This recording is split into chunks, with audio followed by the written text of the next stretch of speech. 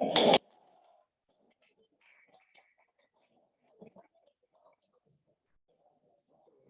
think we're back in business.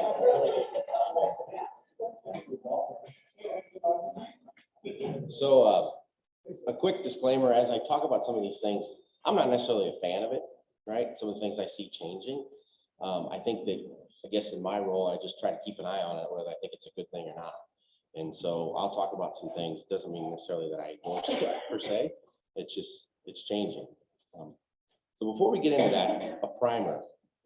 So when you think about the pace of change, I think it's important before we talk about that, to talk about it in a historical perspective. Simply put, it's staggering.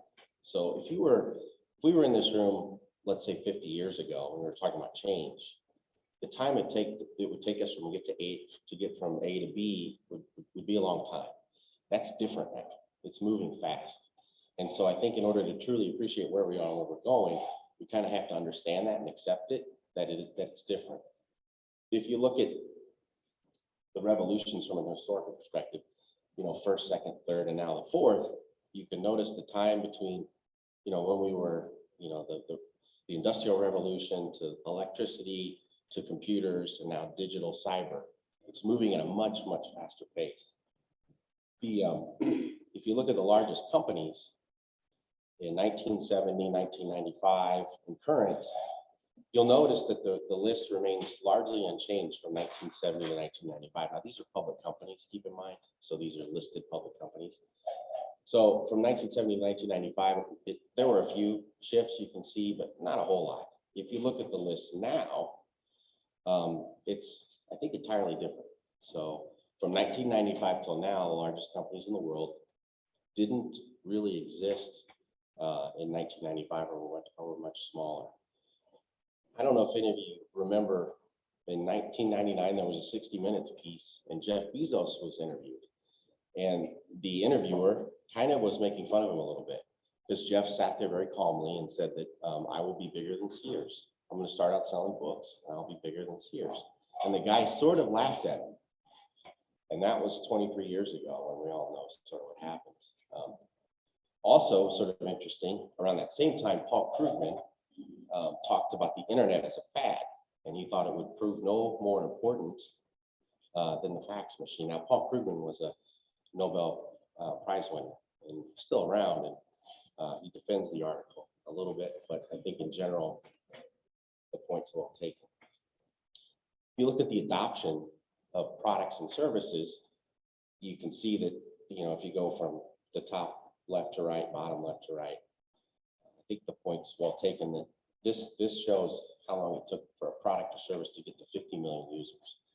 So it took 68 years for the airlines to get to 50 million users. Now, there are some other things at play here, but it took Pokemon Go 19 days. It took Twitter 2 years. It took Facebook 3 years.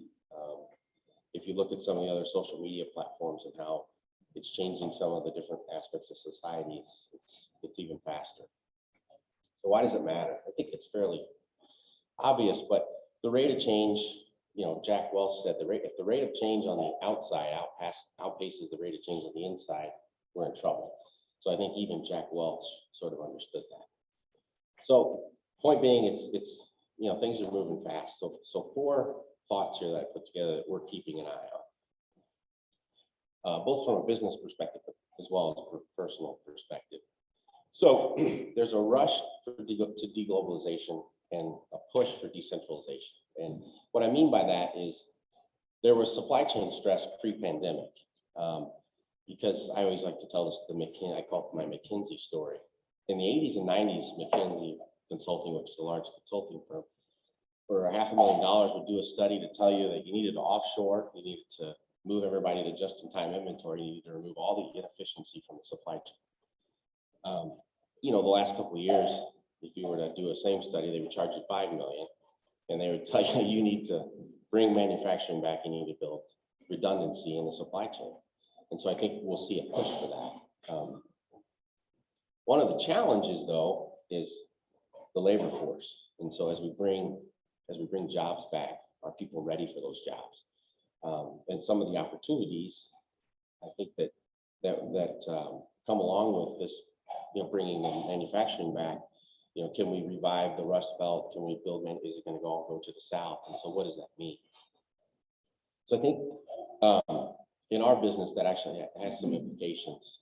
And then also decentralization. I think one of the themes that I'm sort of seeing and keeping an eye on is just the decentralization. I think that there's a fair amount of people that call them the crazy people who believe that, we need to have a more decentralized monetary network, more decentralized political systems.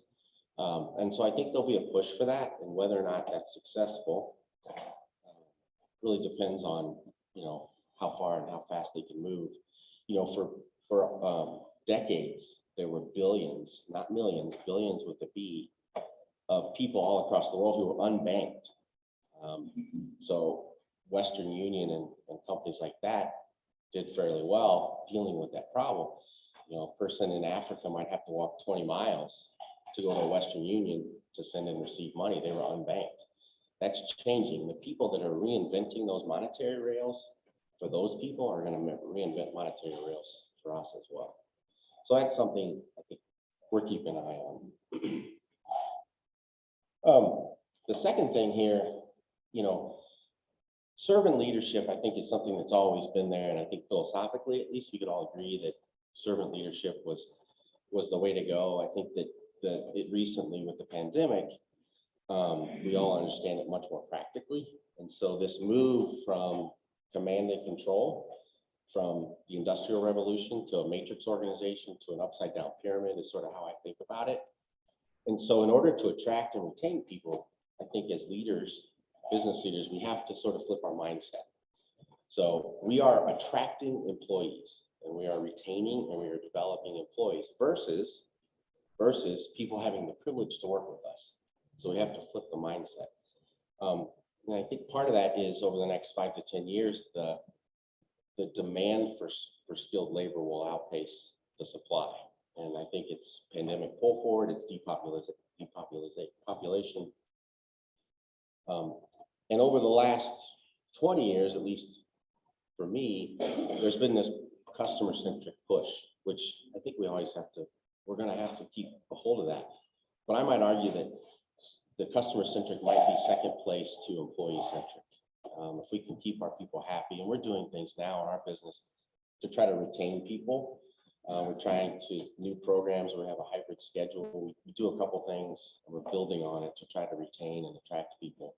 Because again, that'll be important as we move forward.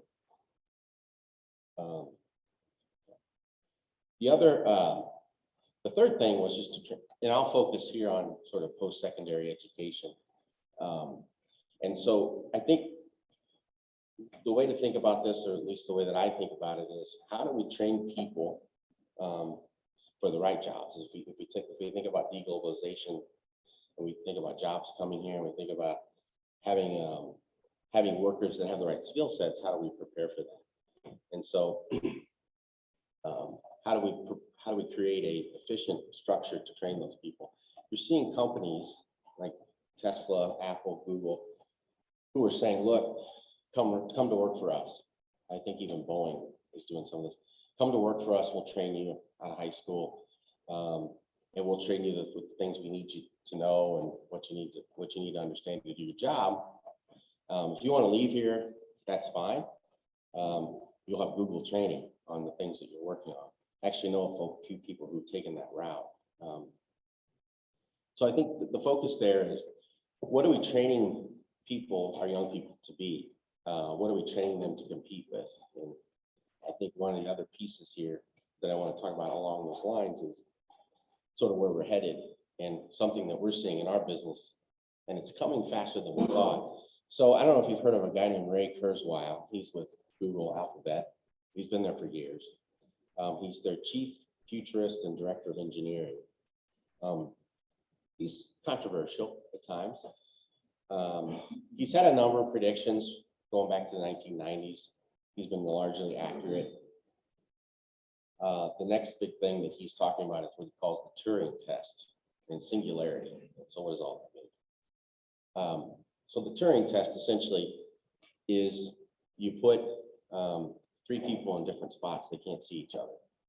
You have a person asking questions that is in one place, and you have a person in another room that's on a computer, and then you have an unmanned terminal. The questioner is asking questions and can't tell the difference between the human and the computer. That's the Turing test. And what Ray Kurzweil has said is somewhere around the year 2025 or 2030, that will be achieved. In other words, we'll be able to perform the Turing test, and computers will be able to be just as powerful in terms of answering questions as humans. And so how does that impact us in the workforce? The other thing he talks about, which is sort of mind-blowing a bit too, is he talks about singularity. And his prediction there is in 2045, 2050. Well, what's singularity? Singularity is when a computer has the same power as the human race combined, as all humans combined. So when you think about those things, like when I first started thinking about this, when I was at U of I, there was a building, it was a library at the time, but back in the 70s and 80s, it was a computer, an entire building, like 3 stories. And it was built so that if there was an earthquake, it wouldn't fall on top of each other. The lower level was smaller, and there was a larger level, and they would fall. And so the power of that computer was nothing compared to the cell phone I have in my pocket, right? And so we keep moving in this level, in this way. So for us, like for example, where does this all lead? I was telling Ann that in probably a couple years, 2025, maybe a little earlier, if you like strawberries, they'll all be picked by robots. There are robots in development that will be able to, in 1/100th of a second, decide the size, the color, the ripeness, and the Brix content, which is the sugar content of a strawberry, make a decision if it meets specs, and pull it, pick it, and put it on a conveyor belt.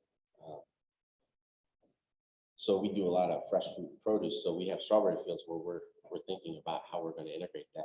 The other piece for us is we have a brokerage business, and everybody's heard of autonomous trucks.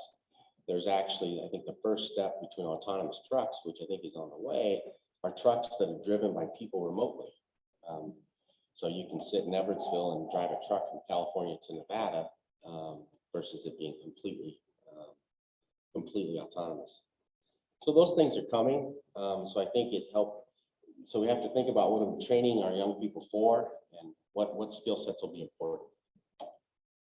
So I think the fourth piece, the final piece, is just the level of industry disruption. And so for us, we see disruption, for us in terms of, how do we deliver products and services to customers? How do we harvest and grow fresh fruits and vegetables? But also our partners, the banks we work with, the insurance companies we work with, et cetera. Where's the disruption there? And how do we prepare for that? So last slide here, last graph. So this is this was put together by Accenture. It's a couple years old, 2018. But it talks about levels of disruption. On the left is what the current level of disruption is going north to south. And then on the bottom is just what's susceptibility to future disruption. And so the top left corner is sort of software companies. They're currently in a lot of disruption, and they're going to face a lot of disruption, continue to face a lot of disruption. The bottom left are what we call durable, meaning they're not really experiencing a lot of disruption, and they don't expect to experience a lot of disruption. So consumer goods, chemical manufacturing, those kind of things. And then the bottom right, I think, is the most interesting. There's not a tremendous amount of disruption there currently, but as you look forward and as you think about the future, it's expected that the level of disruption will be significant. So I think as we think about those 4 pieces from a business perspective, as well as from a, just a normal consumer perspective, those are things that we're keeping an eye on. Any questions?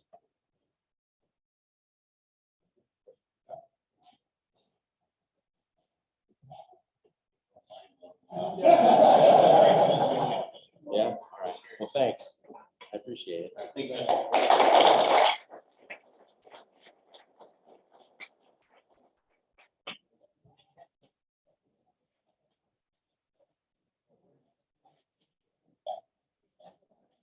Josh, on behalf of Home Nursery and the Tasovsky family, I'd like for you to have today's center.